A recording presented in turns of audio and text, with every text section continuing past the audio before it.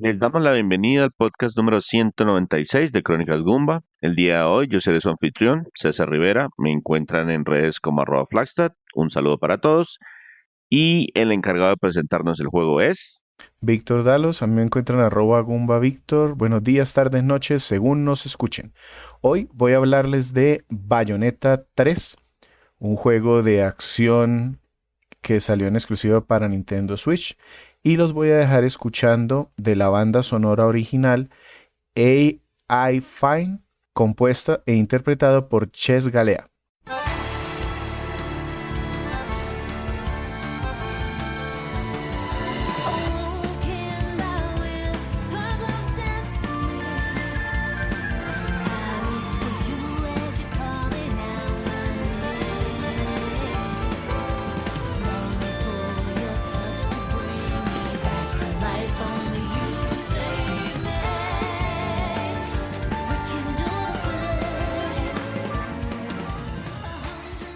Los invitamos a que nos sigan en la plataforma de podcast que nos estén escuchando en este momento. Nos ayuda muchísimo que se suscriban, es completamente gratis y eso nos hace que más personas nos visualicen.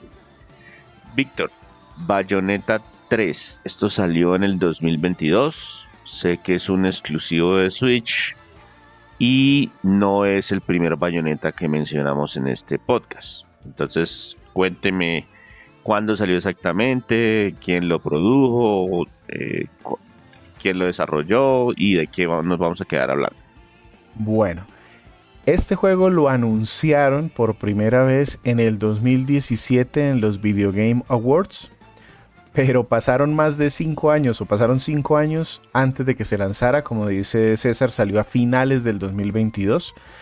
Y precisamente lo que quiero comentarles es que para el lanzamiento Famitsu logró una entrevista con Platinum Games, que son los desarrolladores, particularmente con Hideki Kamiya, que para este juego hizo el papel de supervisor. Él es el creador de la franquicia, pero ya en este momento él estaba en un rol mucho más alto, solo supervisando. Ya Hideki Kamiya ni siquiera pertenece a Platinum. También estuvo el productor Yuki Nakao y Yusuke Miyata, que es el director que al final logró sacar el juego adelante. Incluso estuvo un productor particular por parte de Nintendo que se llama Makoto Okazaki. Y esto es importante, ya les cuento por qué. Precisamente lo que quiero comentarles es qué dijeron sobre el desarrollo de este juego por allá en el 2022, justo antecitos del lanzamiento. Resulta que ellos tuvieron un montón de problemas para poder desarrollar este juego, y eso fue lo que llevó a que se tardaran más de 5 años en su desarrollo. El primero es que el que ellos tenían como director del proyecto inicial, Yusuke Hashimoto, él fue el director también del anterior Bayonetta 2. Él salió de Platinum a principios del 2019 porque le ofrecieron un cargo como líder de desarrollo en Street Fighter 6, y eso le dio un golpe fuerte a la dirección. Luego llegó el COVID 2020 y además Platinum justo estaba en ese punto en un pico de proyectos. Si bien no eran proyectos más grandes, Platinum justo entre el 2016 y 2017 había sacado varios juegos muy grandes y estaba todavía dándole soporte a varios de ellos. Cuando Nintendo se dio cuenta de esa situación, porque empezó a pedirle como el avance y no estaba obteniendo lo que de pronto se esperaría 1 o 2 años después, decidió nombrarle a este Makoto Okazaki como productor exclusivo o directo. Resulta que Nintendo siempre pone a un productor que normalmente ve todos los juegos que están sacando con terceros, es decir, estos juegos que son exclusivos pero que los está haciendo otra empresa. Sí, Y yo recuerdo que cuando hablamos de Metroid, ellos uh-huh, tienen un productor que es el que habla, por ejemplo, con Mercury Steam, que es el que uh-huh, habla con Retro, que es el que habla con esos terceros. Y es el mismo, o por lo es menos el el de mismo, Metroid siempre es correcto. el mismo. Aquí pusieron a uno en particular porque la situación se estaba complicando. El productor estuvo mucho más cerca y lo que él de pronto comentó en la entrevista es que les aseguró en su momento que no iban a tener presión por la fecha de lanzamiento. Es decir, le dijo: señores Platinum, demórense lo que necesiten, pero controlen el presupuesto y además no podemos sacar el juego sin que hagan las pruebas de calidad necesarias. Y aquí alcanzaron a mencionar un juego que Platinum tiene ahí en su archivo, un trato que hicieron con Microsoft y que nunca se materializó, Scalebound, un juego que tuvo mucho presupuesto y se dice que llevó a unas malas relaciones entre los estudios de Xbox y Platinum porque no pudieron llevarlo a buen término. Sí, de hecho ese juego lo alcanzaron a mostrar varias veces e incluso alcanzaron a mostrar gameplay y Ujú. según entiendo iba muy adelante en su desarrollo y Microsoft dijo no, no, ya no nos interesa el proyecto y lo cancelaron. Correcto. Para Nakao dice que ellos empezaron antes del 2017 con el prototipo de Switch que Nintendo les hizo llegar, pero que el equipo de desarrollo no tenía como muy clara la línea, empezaron a tener ideas y empezaron a agregarlas en esa etapa como de diseño del juego, que mecánicas jugables nuevas, que opciones de personajes adicionales, y así fueron poniéndole y poniéndole cosas que empezaron a trazar el cronograma. Entre las ideas que tuvieron, por ejemplo, y que debieron recortar al final por función de este productor de Nintendo, es que ellos querían tener a todos los demonios e invocaciones de los juegos anteriores. Ahora les hablo a los que no conocen Bayonetta de qué se trata esto. Pero resulta que en este juego, Bayonetta 3, cada demonio que esté o cada criatura que esté involucra una serie de cambios en la jugabilidad, armas nuevas, combos nuevos, invocaciones nuevas. Entonces les dijeron, no, reduzcan esto, elijan un grupo de criaturas que sean las más importantes y esas son las que van a hacer. Otro tema que les dio mucho retraso fue que querían hacer un mundo abierto porque pues estaba de moda. Y les dijeron desde Nintendo, pues hagan una prueba. Hicieron un primer boceto, hay un espacio muy grande, incluso se alcanza a notar en uno de los escenarios del juego, como quedó al final, que era un escenario grande que ellos después dividieron. Ellos se dieron cuenta que en ese escenario grande era muy fácil perderse y se perdía el ritmo. Este es un juego de acción frenética, hack and slash. Entonces se perdía un poquito ese hilo. Eso lo llevó a decidir, no, vamos a hacer escenarios un poco más pequeños que sí se puedan explorar, pero que no pierdan el ritmo o que no lleve a la jugadora que se pierda en el ritmo del juego. Al final lograron poner en orden el desarrollo, lo lanzaron en octubre del 2022, pero tuvieron otro problema justo antes del lanzamiento y fue una polémica que desató la actriz de voz de los juegos anteriores de Bayonetta, que justo cambió para este tercero. Y aquí pues a modo de medio chisme, no, después de que ya se pasó, ¿qué fue lo que pasó? Resulta que Helena Taylor, ella es una actriz de voz que realmente no tiene muchos papeles en los videojuegos, ella es más de teatro, salió justo una semana antes del lanzamiento del juego a declarar que Platinum Games solo le había ofrecido $4,000 por hacer su actuación como Bayonetta en este juego. Ella dijo que eso era el colmo, que Bayonetta facturaba cientos de millones de dólares y que le parecía un insulto lo que le estaban ofreciendo. Y convocó a un boicot a través de un video contra Platinum Games y le pidiéndole a los jugadores que no compraran el juego, que mejor gastaran en caridad, e incluso ella propuso una fundación antiaborto, algo así. Luego pasó a decir que ella era la personalidad de Bayonetta y que no podían usarla. Nintendo y Platinum salió a decir que la nueva, de hecho Platinum, Nintendo aquí no intervenía mucho, que eligieron a Jennifer Hale, otra actriz de voz, esta incluso sí mucho más famosa, y que ella no tenía el derecho de usar la voz original. Y eso se hizo pólvora. Entonces aquí salieron medios como por ejemplo Kotaku, que yo como medio de información, como medio periodístico de análisis, realmente no lo recomiendo. Y empezó a sacar artículo tras artículo. En 3 días sacó cuestión de 25 artículos contra Nintendo, ya ni siquiera Platinum, y hablando de lo mal que eran, de cómo afectaban, de la opresión del débil, un montón de cosas. Y así pasaron unos 3-4 días hasta que otros medios decidieron empezar a contrastar información y sacaron ya reportajes periodísticos. El primero fue Bloomberg, que publicó una investigación de los contratos, de los acuerdos, y contrastando contra lo que cobran otros actores, resulta que es que esos 4,000 fue lo que le ofrecieron por sesión. Y el contrato pasaba de los $15,000 por unas 20 horas de grabación, que consultando con el sindicato de actores de voz era de los salarios más altos para actores de voz en ese momento. Y esa información también la corroboraron otros medios como Axios y VGC. Allí Bloomberg también decía que la actriz incluso quería six figures, eso es muy famoso en Estados Unidos, es decir, quería más de $100,000 por las sesiones, y allí pues también comentan que Platinum pues debió desistir de contratarla y le ofrecieron a cambio, pues que le dijeron vamos a hacer otro casting, pero queremos que usted participe en un rol pequeño, haciendo como un cameo, porque aquí hay un tema multidimensional, ya hablamos en la historia, y le daban otros $5,000 por 4 horas de grabación, y ahí ella fue que salió a hacer esa grabación a decir que era un insulto. El asunto es que antes de las declaraciones, antes de las aclaraciones de los medios ya periodísticos, salieron un montón de Social Justice Warriors, esa gente que detrás del computador arregla el mundo sin dejar de rascarse la panza, y empezaron a atacar a Jennifer Hale. Entonces la trataron de que era una traidora contra los actores, era una vendida, que no le importaba el gremio, pero ni siquiera se molestaron en revisar que ella es precisamente una de las líderes del sindicato de actores de voz de Estados Unidos y ha participado en huelgas y cosas así, ha logrado movimientos y cosas de mejoras salariales para ese gremio. El caso es que el tema fue comidilla, afectó las reseñas. En Metacritic es un acumulador de calificaciones, para que no sepan. Los medios publican y si tienen un determinado tamaño, Metacritic les acepta su calificación como medios, como prensa, acumula y esa es la nota que sale al final a decir si el juego fue muy muy exitoso o algo así. Y de las demás 80... Él suma todas, las más altas y las más bajitas, entonces pues si es una cantidad grande de reseñas, encuentran como un punto, como un patrón, como el promedio, como el promedio desde el este. Eso tiene algunos problemas y tiene algunas restricciones, pero esencialmente es una medida para saber en general cómo lo considera el público. Si en general fueron buenas notas, pues el promedio va a estar muy alto, y si en general fueron malas notas, pues el promedio.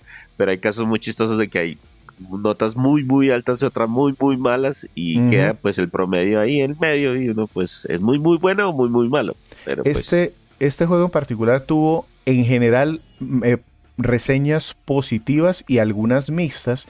De las mixtas, de las más bajitas, digamos que en el lanzamiento había más de 80 reseñas, y de las mixtas o negativas había alrededor de 11, y de esas 11 por lo menos 6 mencionaron explícitamente que le bajaban la nota por el tema de la actriz de voz, de Helena Taylor. Esto fue pues antes de las aclaraciones de Bloomberg. A los medios normalmente les dan códigos para que reseñen 1 o 2 semanitas antes. Y resulta que esto sí afectó las notas. 2 de esos sitios incluso se retractaron de sus notas, pero Metacritic, una vez las pone en su agregador, pues ya no las puede cambiar. Al final salió el juego, como les digo, octubre del 2022. Vendió relativamente bien, alrededor de 1 millón. Es muy bajito para el promedio o para el tema de los juegos first party de Nintendo, o por lo menos exclusivos. Pero es algo que arrastran los 3 juegos de la franquicia. Entonces a este le fue mejor que los demás, pero no muy lejos tampoco. La franquicia nunca ha sido un éxito en ventas, la verdad, y eso fue parte de la razón por la que Nintendo prácticamente se quedó con la franquicia. Fue porque después del primer lanzamiento que lo publicó Sega, las ventas no eran lo que estaban esperando, y cuando querían hacer una segunda parte, Sega les dijo no estamos muy interesados, pero Nintendo dijo, pues si Sega nos dejan, entonces si no tienen problema, nosotros aquí le damos cuarto en esta consola, en la Wii U, que no tenemos digamos un juego de ese estilo y para esa clasificación de edad. Aquí le damos el espacio, les damos el presupuesto, y pues realmente ellos lo hacen más como para tapar un hueco, como para cubrir un nicho que no está de pronto tan representado por sus juegos first party. Y que los terceros tampoco muchas veces dejan por fuera la consola, porque, sí, que vamos a sacar el nuevo tal jujuego. Y la versión de Switch, la versión de Switch la dejamos. Tampoco es que haya tantos, porque es un género que tampoco es que tenga muchos, porque el Devil May Cry es uno de los más grandes en el género, y pues también estaban celebrando cuando llegaron los 3 millones de ventas. Exactamente. Y Devil May Cry 5, por ejemplo, no hay versión para Switch. Entonces, precisamente con esta franquicia, Nintendo no le importa tanto que las ventas no sean los 50 millones que vende Mario Kart, sino 1 millón, 2 millones está bien, porque por lo menos tenemos un juego de este género que es exclusivo, que mire, lo tenemos en la consola, tenemos todas las bases cubiertas, etcétera, etcétera. Así es. Y hablando de la historia, esta es la tercera entrega, y los juegos Pues no tienen así la historia más profunda. Nosotros reseñamos el Bayonetta 2, si mal no Y el recuerdo. uno también, los dos están. De Los dos hecho, yo están. aquí tenía yo quería que fuera Andrés el que reseñara este porque él jugó el primero, el segundo y lo reseñó para nosotros aquí. Pero desafortunadamente no alcanzó y yo lo había terminado ya hace algún tiempo, por eso decidí traerlo. Sí. Pero entonces, ¿de qué va esta tercera entrega? Bueno, yo me voy a ir un poquitico más atrás para quienes no sepan. Tenemos a Bayonetta. Ella es una bruja de Umbra, es una mujer con super fuerza que hace pactos con entidades infernales y que ha tenido que enfrentarse a entes tanto del cielo, del paradiso, como del infierno. Ella está por ahí en su vida normal, en Nueva York. De repente tiene unos extraños presentimientos que le hacen dirigirse a un muelle en donde unas criaturas que no pertenecen a ninguno de los dos planos, es decir, se supone que aquí hay una trinidad de planos: paradiso, que es como el cielo, el infierno, y el plano de los hombres es el plano del caos. Entonces resulta que llegan un montón de criaturas que se supone que no pertenecen a ninguno de esos dos planos y empiezan a destruir Nueva York. Del cielo también cae una jovencita que parece que conoce a Bayonetta y deben entonces defenderse de estos monstruos que llegaron. Después de ese encuentro inicial nos enteramos que la joven se llama Viola. Ella viene de otro universo en donde hay una entidad que se llama Singularidad, que está eliminando a todas las brujas de Umbra y destruyendo las dimensiones con el objetivo de organizar todo en un único alfaverso. Viola se nota que es bien cercana a la Bayonetta de allá de su realidad y le pide que a nuestra Bayonetta que le ayude a encontrar unos ítems que necesita para viajar entre universos, llegar al alfaverso y tratar de destruir a Singularidad. Esa es la historia. No son los fuertes de ninguno de los juegos. Como de costumbre, no está bien contada. Aquí digamos que mejoró un poquito, que hay más cinemáticas, que están mejor realizadas, pero no están bien distribuidas. Hay unas que son muy largas, hay otras que son muy corticas. También le meten un tema de unas escenas estáticas. Eso viene desde el primer juego y incluso lo hablábamos cuando reseñamos el primer juego, que por las limitaciones no podían hacer cinemáticas y por el presupuesto que tenía en su momento Platinum Sobre todo por el presupuesto, porque la verdad cinemáticas sí eran capaces técnicamente. El problema era que hacer esas animaciones requiere captura de movimiento y contratar a un especialista en cámaras y en escenas y eso cuesta. Y cuando el juego no tenía tanto presupuesto, porque Sega era el que estaba publicando, pues utilizaron truquitos ahí como, hey, escena estática o cortos que parece que se atravesara como una película o una foto o cosas por el estilo. Aquí hicieron lo mismo. Narrativamente, digamos que las cinemáticas las escogieron para lo que nos está narrando, lo que ocurre en la historia que estamos jugando, y las escenas estáticas son el recurso para contar hechos pasados en los sitios a donde llegamos. Les comentaba que esto es un multiverso, entonces cuando llegamos a otra dimensión hay otra Bayonetta y ahí algo le pasó a ella antes, entonces en esas escenas estáticas rápidas nos cuentan qué pasó con esa Bayonetta antes. Entonces como que juegan un poquito con eso. El tema de la caracterización y de la historia alrededor de Bayonetta, digamos que también cambió un poquito. En el primer juego digamos que explotaban mucho la sexualidad de Bayonetta para todo. En el segundo era como más picaresca, un poco más picante, y aquí se siente un poco más seria, aunque pues no pierde todo el tema de la sensualidad y esto. Esta me gustó, aunque creo que prefiero la del 2. En donde sí se nota un esfuerzo grande fue en tratar de construir a esos personajes que están alrededor, que en los juegos anteriores de pronto eran como muy simples. En el 2 había un niño por ahí con poderes de cartas. Llegó porque sí, nunca supe, nunca me enteré, tampoco me interesó. En el primero también esos personajes principales pues eran como patiños de ella, pero tampoco tenían como mucho contexto. Aquí se esforzaron un poquito más por dar ese digamos que contraste, pero pues para que se viera la diferencia de Bayonetta, aunque pues de nuevo no es el fuerte del juego.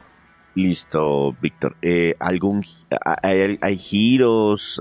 ¿Qué tanto nos demoramos en contar toda la historia? Porque estos juegos tienen esa particularidad que son bastante lineales. Entonces, a medida que progresamos jugando, también es lo que progresamos para ver el final de la historia. Correcto, aquí más o menos unas 15 horas se puede uno gastar en recorrer la historia en general. Hay muchos temas allí secundarios, más como para encontrar cosas en el mundo que para contarnos una historia.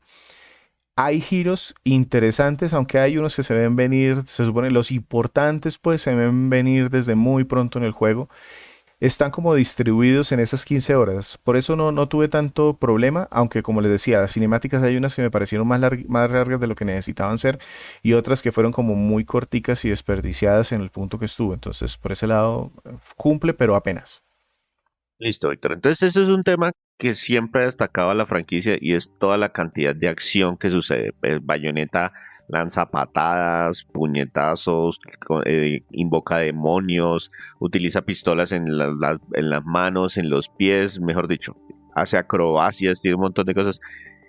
¿Qué elementos se conservan de entregas anteriores y qué elementos agregaron nuevos para esta entrega? Desde el primer Bayonetta, el Bayonetta original, tenemos dos botones para golpes. Uno para disparar, que puede ser, cuando digo dos botones para golpes, uno como para patadas y el otro para puñetazos. Otro para disparar, que puede ser de manos o pies, como decía César. Un botón para esquivar, que es súper importante porque este juego tiene una mecánica que es el Witch Time, el tiempo brujo, y es que si esquivas en el último minuto, en el último segundo, el golpe del contrario, se ralentiza el tiempo y eso nos permite a nosotros hacer muchos más combos y meterle muchas más cosas a nuestros movimientos. Además, hay un medidor mágico también, una barrita por ahí que nos permite convocar monstruos que son los con los que tenemos pactos y ellos intervienen en los combos e inclusive en algunos momentos ya cuando estamos cerca de derrotar a algún jefe o si hacemos un combo especial nos activan un Quick Time Event en donde es muy satisfactorio porque derrotamos al enemigo, pero metiéndolo en una de estas damas de hierro, o colgándolo, o dejándole caer la horca, o pasándole cosas así extravagantes. En el 2 se le agregó un tema de armas diferentes para armas y pies, para manos y pies. Eso permitió crear mecánicas de combate diferentes. Entonces yo podía tener látigos en los pies y pistolas en las manos y cambiarlos. Le pusieron jefes que eran vulnerables a un tipo de arma o a otro. Se ajustó la fluidez del juego, la transición entre poderes, entre si eran golpes de cuerpo a cuerpo o a distancia, se hizo como más fluido. También el tema de convocar a los monstruos para que hicieran sus ataques finales. Y el ritmo en general se hizo mucho mejor. ¿Qué pasó en este tercer juego? Todo eso en general se conserva. Creo, y aquí me anticipo, que este es el que tiene las mejores mecánicas de combate de la serie. Hubo un sacrificio, quitaron algo y eso causó gran revuelo en los medios cuando lanzaron el juego, que fue que quitaron las armas diferentes para manos y pies. Y entonces empezaron a salir reseñadores a decir que cómo limitaban al juego. Y eso es como lo del meme, dime que no jugaste Bayonetta 3 sin decirme que no lo jugaste. Porque quitaron esto, pero multiplicaron las opciones y las combinaciones, pero de una forma espectacular. ¿Por qué? Porque ahora cada arma que tenemos está vinculada a un pacto con una entidad, con un demonio normalmente. Y esto también hace que Bayonetta se pueda transformar. Si tiene un pacto determinado, por ejemplo con Madame Butterfly, que es como un demonio que parece una mariposa, ella en algún momento cuando está explorando o en los combos se convierte en esa mariposa. Aparte los combos cambian con base en el arma que se tenga equipada, que puede ser diferente al pacto que yo tenga en el demonio para la transformación. Eso dota esto de un montón de opciones. En los juegos anteriores, por ejemplo, los combos dependían del monstruo con el que tenía el pacto. Ahora eso sigue pasando, pero yo puedo tener también al monstruo materializado. Lo puedo poner un tiempo, Bayonetta se pone a bailar por ahí al lado y puedo hacer que el monstruo termine combos o haga combos o sesiones más largas, pero no es como que yo me haga al lado y solo materialice el monstruo, sino que es parte de un combo más largo porque la barra para que se materialice se va desgastando. Yo combato y doy puños con Bayonetta y se llena otra vez muy rápido, entonces es muy fluido. También se pueden cambiar los pactos y armas en mitad del combate. Tengo 3 opciones en general. Y si no me sirven, también puedo pausar y cambiarlas en cualquier momento. Entonces las opciones son muchas. Además, las transformaciones afectan la forma como navegamos o nos movemos en el mapa. Como les decía, ponernos a volar como mariposa. O hay uno que nos permite ponernos unos yoyos en los pies y con eso movernos como si patináramos.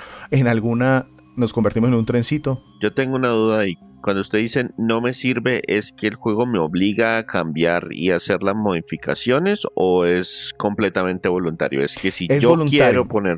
Es voluntario, pero sí hay algunos enemigos que son vulnerables a algún tipo de pacto o demonio en particular. Entonces ya tú empiezas a identificar si el enemigo es muy rápido y yo tengo de pronto a un enemigo, un pacto que no le llega. Entonces es preferible cambiar a otro. No es que no pueda jugar con el otro, sencillamente que te facilita si eliges uno u otro.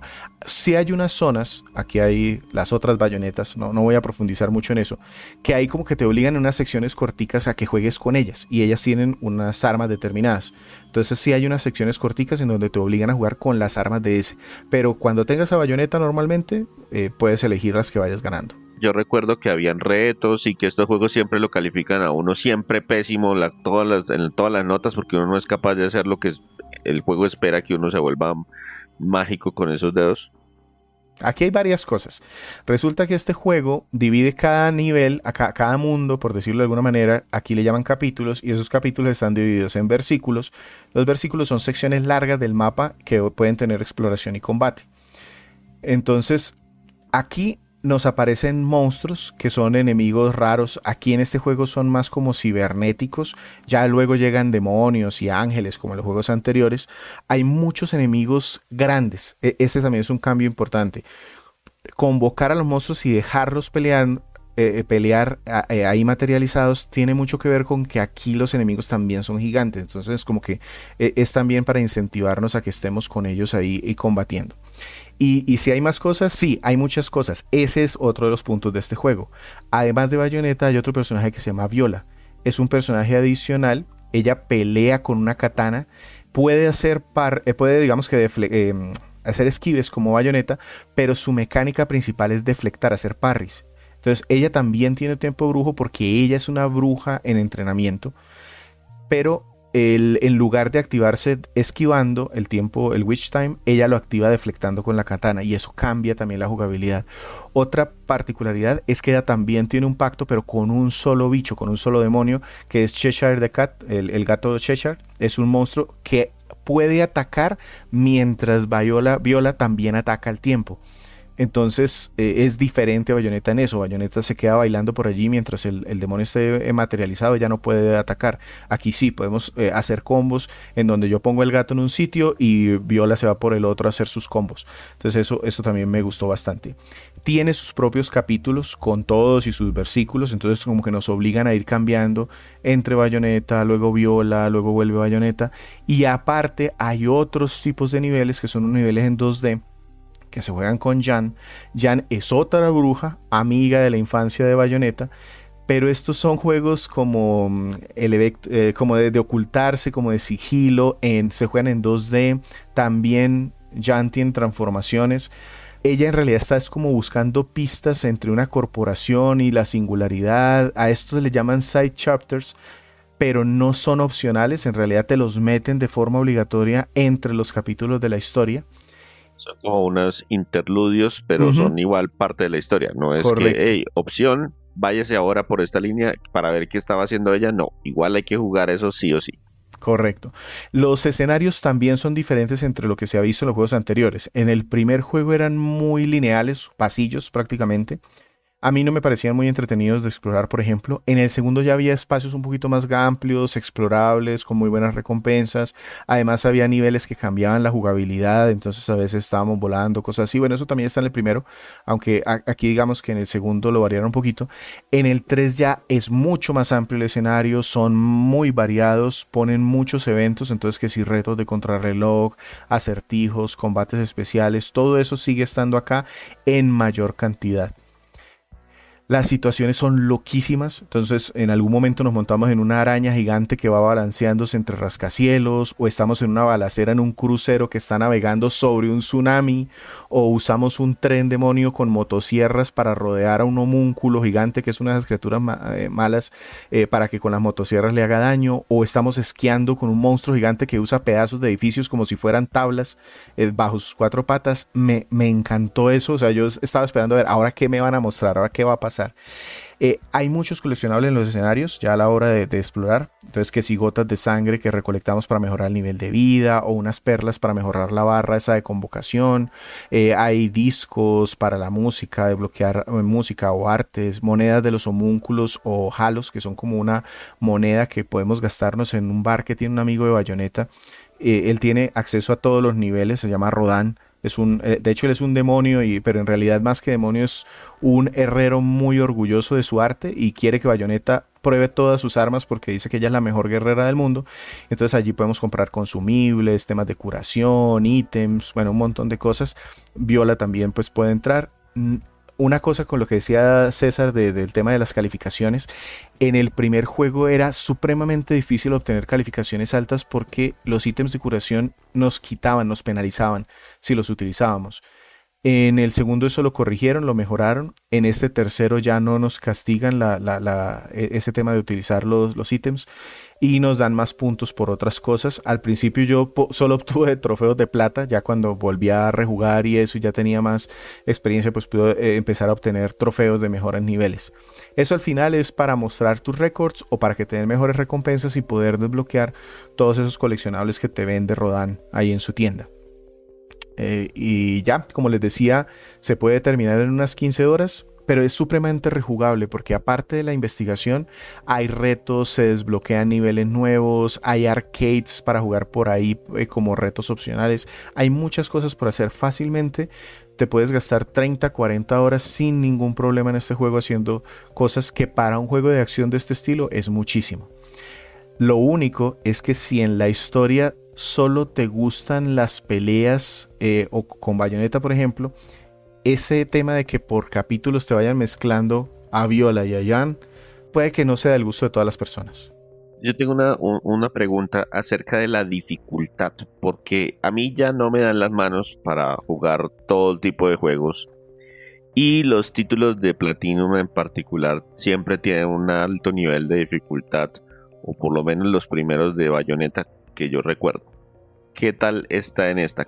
¿Cómo va el balance? Sigue siendo un juego retador. Todos los dos juegos anteriores lo eran, este también lo es, pero como está tan ajustado el nivel de control, las transiciones de movimientos, aquí no es que te memorices un combo para hacerlo, aquí es muy fluido. El combo va cambiando dependiendo de tu memoria muscular, entonces realmente es muy satisfactorio hacerlo, pero no deja de ser un juego difícil. Afortunadamente tiene muchas ayudas, desde ajustes del nivel de dificultad, ítems que puedes comprar, entonces por ese lado no hay mucho problema. Lo puedes terminar sin inconveniente. Ya el reto viene tanto en esos escenarios opcionales como en los niveles de dificultad que vas desbloqueando a medida que ya vayas pasando el juego. Pasémonos entonces a los temas técnicos. La Switch ya no es una consola particularmente nueva, ni era una consola particularmente poderosa cuando se lanzó, porque pues la mitad de la consola es portable. Yo recuerdo que cuando lanzaron el primer tráiler del juego, los colores se veían como apagados con respecto a juegos anteriores. Era como si les hubieran pasado un filtro muy extraño. ¿Cómo se ve este título y qué tal quedó la versión final? Porque también escuché por ahí algunos temas de desempeño que como que pudieron haberse quedado un poquito cortos. Sí, tienes razón. De hecho, cuando yo empecé a jugarlo, no me gustó mucho lo que vi. Tenía mejor recuerdo del segundo Bayonetta.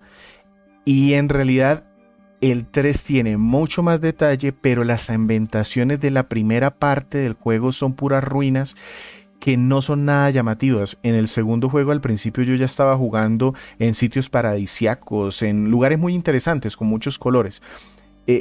El primero, digamos, por eso no me gusta tanto, yo no soy muy fanático del primero porque es muy sepia, muy gris. En el 3, digamos que al principio pecaron por la selección de esos escenarios y lo que dice César es cierto, se ven como con colores lavados, todo muy gris, todo como verdoso, no fue muy llamativo. Como si le hubieran bajado la saturación al color, por lo menos eso es lo que vi en los primeros Sí, trailers. como poco contraste, correcto. Y eso se ve en los primeros dos, en primero o segundo nivel del juego se ve así.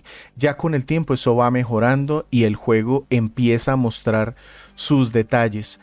En el lanzamiento sí tuvo problemas técnicos, pero después de unas primeras mejoras, el juego se mueve en general muy estable a 60 frames por segundo, 1080p. Tiene muchas más texturas, sombras y detalles que el segundo juego. Yo de hecho me fui a jugarlo de vuelta para ver si era solamente un recuerdo romántico o realmente es que el juego era mejor. Y tiene mucho más detalles el 3. Lo que pasa es que el 2 tiene una línea artística desde el principio que lo hace mucho más llamativo. Incluyendo los enemigos. Los enemigos también de este tercer juego son menos memorables visualmente, pues todos tienen unos patrones como entre verde claro y gris que no le permiten a uno ver bien sus facciones. En los juegos anteriores eran representaciones bíblicas de ángeles y demonios. Y pues en este juego, en el tercero, los ángeles y los demonios llegan, pero llegan después. Entonces, al principio son solo estas criaturas verdosas que pierde como gracia el juego. Los monstruos convocados en cambio, tienen muchísimo detalle. Y están los clásicos, entonces, les hablaba de Madame Butterfly, de Gomorra, que es como un kaiju gigante. Hay una araña, un pájaro, un murciélago y otras cosas más raras, como les decía, el tren con sierras o un reloj. Tenemos un reloj que pelea por nosotros. Los diseños de Misaki, que ella es la directora de arte, me parecieron excelentes, sobre todo en compaginar las armas, las transformaciones de Bayonetta y el monstruo gigante. Se ven muy bien, funcionan muy bien. Esa decisión artística me gustó mucho. Se meten muchos escenarios con cambios que van variando a medida que yo voy jugando con ellos. Esto viene de todos los juegos, pero aquí se nota mucho porque los escenarios son más grandes. Y lo mismo de que hay cosas locas. En algún momento vemos que estamos bañando otakus, bailando en un video de thriller. O Cheshire como Totoro, que va como el gato ahí en su bicicleta. Todo eso me pareció muy bueno, me gustó mucho. Es diferente al 2. Me cuesta compararlo. Y no puedo decir que me quedo con uno o con el otro. Hablo de los anteriores porque este juego cierra como un ciclo y pues se tiene que comparar bastante con el anterior. Me pareció eso sí muy irregular en lo artístico y también en lo técnico. Creo que este juego se hubiera beneficiado de un modo a 30 frames estables. Yo sé que para los juegos de acción pues de pronto eso suena sacrílego, pero creo que se hubiese beneficiado como le pasó a Astral Chain, que también es un juego de Platinum, que solo corre a 30 frames por segundo y visualmente es mucho más atractivo. De pronto, Víctor, ¿esos 1080p son estáticos? No, tiene digamos que algún ajuste dinámico, pero yo realmente no lo noté mucho, aunque ese detalle de pronto que comenta César de que se pierden detalles o que se ve un filtro, se debe a eso precisamente, a esas variaciones Lo decía de porque texturas. de pronto ellos podrían haber dicho, no, listo, mantengamos los 60 cuadros por segundo, pero reduzcamos un poquito más la resolución. Juegan con Ah, las dos cosas, pero entiendo que lo que más varía fue el frame rate. Sobre todo eso se da las bajadas en los momentos en donde están los monstruos gigantes en el escenario más grande con muchos enemigos o en las cinemáticas de los quick time events de los remates. Ahí es donde se ven. Yo personalmente no sufrí lo sentí muy fluido, no tuve problemas durante el juego en particular, pero sí es irregular. Se siente irregular tanto artísticamente, como les digo, los primeros niveles me parecieron feos. Ya a medida que va avanzando el juego mejoró muchísimo y también técnicamente. A veces como que no corrían bien, sobre todo estas escenas de remates. Víctor, yo sé que usted normalmente juega los juegos en modo Ángel, pero entiendo que lo jugó la mayoría del tiempo en modo dock. Sí, sí, decidí jugarlo en la televisión porque como hay tantas cosas, tantos enemigos y hay muchas señas, o sea, los enemigos nos dan como pistas cuando en el momento que van a hacer un ataque en particular. Me sentí mucho más cómodo jugándolo en un televisor grande con el control, pues ya el Pro en mano. Me gustó más jugarlo así. Pero se juega bien en las dos formas. ¿Algo más del aspecto visual? Me gustó que mejoraron el user interface, es decir, los menús, cómo se accede a ellos, me parecieron mucho más bonitos que en los juegos anteriores. Parece una bobada, pero me gustaron más a mí y pues yo sí pasé algún tiempo ahí entre desbloqueando cosas y probando los tipos de armas y convocaciones, entonces sí me gustó que los menús fueran mejores. Esos son bobadas que pueden llegar a hacer la diferencia. Víctor, entonces, ignorando todo el tema del escándalo y el boicot y todo eso, ¿qué tal es la nueva voz de Bayonetta? Porque yo conozco a la actriz por otros trabajos que ha hecho precisamente en la industria del videojuego. Y el tema es que Bayonetta tenía una voz muy particular, muy británica, no sé cómo se dio el cambio. Bien, la actriz Jennifer Hale no es británica, ella es canadiense, pero lo hizo bastante bien, muy bien. Pues es profesional. Él realmente le queda bien el personaje, aunque sí se siente diferente. Como les decía, en Bayonetta 1 y 2 era más picante sus comentarios, su acento. Aquí es un poco más seria, pero también eso va con la personalidad de que estamos con una Bayonetta multidimensional, diferente. Entonces funciona bien, me gustó, no tengo ninguna queja al respecto. También los otros personajes, Viola, todos los personajes secundarios están muy bien interpretados, todos por personajes, por actores profesionales. ¿Los demás actores sí repitieron? Sí. Uh-huh. Ya por el lado de la música hay mucho jazz. Esto es típico de los juegos. Cuando está Viola, es más rock, más punk.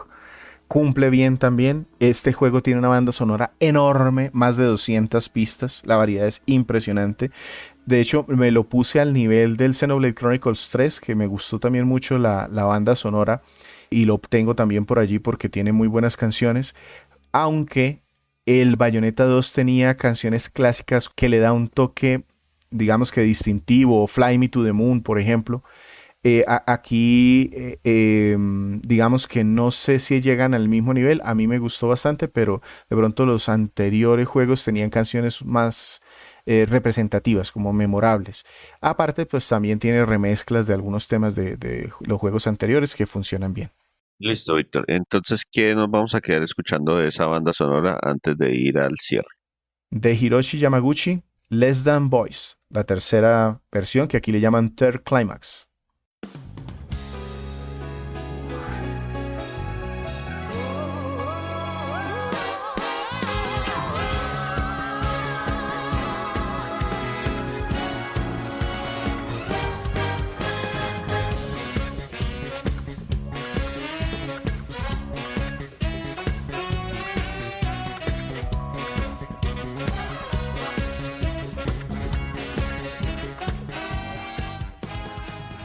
Una vez más, estamos hoy en el podcast 196 de Crónicas Gumba. Estamos hablando sobre Bayonetta 3. Y si les gusta este episodio o quieren escuchar sobre otros juegos, tenemos un montón de capítulos del podcast. No en vano, este es el número 196. Estamos en muchísimas plataformas. Estamos en Spotify, en iVoox, en iTunes, en Google Podcast, en Deezer, en lo que se imaginen. Estamos disponibles, nos sirve muchísimo si en donde quiera que nos estén escuchando se suscriben, porque eso hace que más personas nos conozcan. Este juego que fue lanzado fue desarrollado por Platinum Games, fue publicado por Nintendo en octubre del 2022 en exclusiva para Nintendo Switch. Víctor, cuénteme cuáles son los aspectos positivos de Bayonetta 3. Lo que a mí me gustó, tengo 4 puntos. Lo primero, la base jugable es impecable, es de hierro puro. Los combos, el tiempo brujo, todo se mantiene en un muy alto nivel y le agregaron los demonios esclavos, las combinaciones de armas, transformaciones, todo está muy bien pensado y esa base de acción está muy bien lograda. Sin duda, yo me atrevo a decir que contra la Bayonetta, esta Bayonetta es la más divertida que yo he jugado entre los 3 juegos. El primer punto. El segundo, que tiene muchísimo contenido, muchas opciones jugables durante la historia, mucho contenido postgame, muchos capítulos adicionales que yo puedo jugar después o minijuegos que puedo probar. Eso me gustó porque me llevó a exprimir más el juego. Sentí que le saqué más provecho a este juego. Otro punto, artísticamente está muy bien.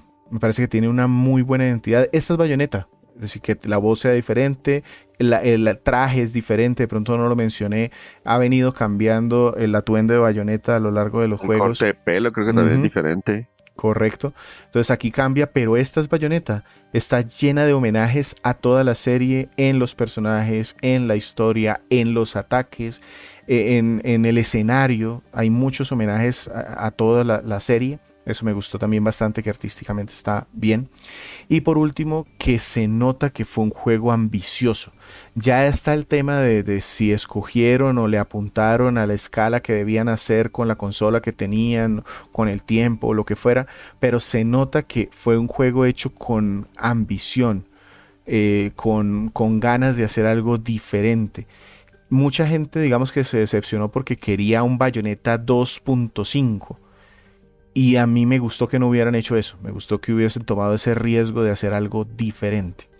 Y que se siente mucho más grande. Eso para mí lo positivo. Listo, Víctor. ¿Algún aspecto negativo? Sí. La historia, como en los juegos anteriores, es un punto negativo. Si bien aquí está mejor entrelazada y contada que en los juegos anteriores, la narrativa interfiere con el ritmo de la acción y eso está mal. En Devil May Cry 5, por ejemplo, yo puedo elegir, hay varios personajes jugables, pero me permitían a mí elegir cuáles capítulos quería jugar según el ánimo que tuviera. Aquí no, aquí me obligan a ir saltando capítulo en capítulo y puedo estar cogiéndole muy bien el ritmo a Bayonetta y cuando ya estoy sintiéndome muy bien con ella, pan, que me cambian a Jan o que me cambian a Viola y cuando ya estoy bien con Viola vuelve Bayonetta. Entonces ese corte para llevar la narrativa me parece que fue malo. Y eso tiene el tema de que estos juegos requieren mucha memoria muscular. Eso de que, hey, yo me acostumbro a porque hay que hacer combos, para conseguir buenas calificaciones hay que aprender a esquivar en la forma correcta o hacer el parry en la forma correcta o jugar de cierta manera como muy preciso. Y cuando le cambia a uno el personaje o el ritmo, lo siente uno bastante. Uh-huh. Sí, señor. Y tengo un detallito más que no es malo per se, pero sí me cansó molestar.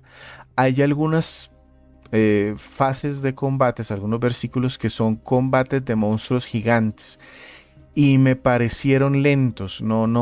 Pues después de venir de un juego de acción frenético que me frenaran en seco a estos monstruos gigantes que se mueven muy lentamente y que tienen una mecánica muy simple, no me gustó a mí, aunque pues este no le quita tanto. Este sí yo entiendo que es como para un tema de mostrar la escala en la que estamos, pero sí me alcanzó a molestar o a fastidiar un poco. Si tenemos que recomendarle este juego, ¿a quién se lo recomendamos y en qué categoría lo dejamos?